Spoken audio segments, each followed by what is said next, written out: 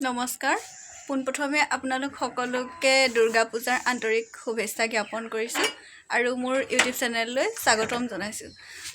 যিহেতু পূজাৰ বতৰ মই যোৰহাট টাউনত পূজা চাবলৈ বুলি ওলাইছোঁ। এয়া আমাৰ ঘৰত আছে ককা আৰু আইতা। মোৰ লগত আহিছে এয়া বা আৰু ভাইটি।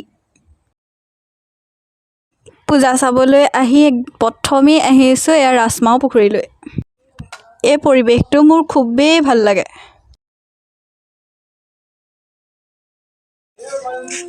এতিয়া আমি গড়আলি হৈ এয়া জেপিয়াৰলৈ আহিছোঁ আৰু এয়া জেপিয়াৰৰ দেৱীভাগ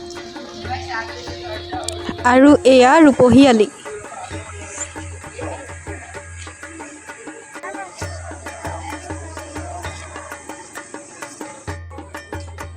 এয়া আকৌ আহি সোমালোঁ বুঢ়ীগোসানী দেৱালত। ইয়াতে ধূপ চাকিও দি ল'লোঁ।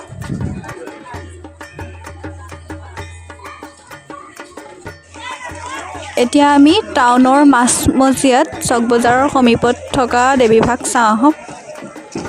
আৰু এতিয়া সন্ধ্যা লাগি আহিছে, লাহে লাহে দোকান পোহাৰবোৰো খুলিবলৈ লৈছে।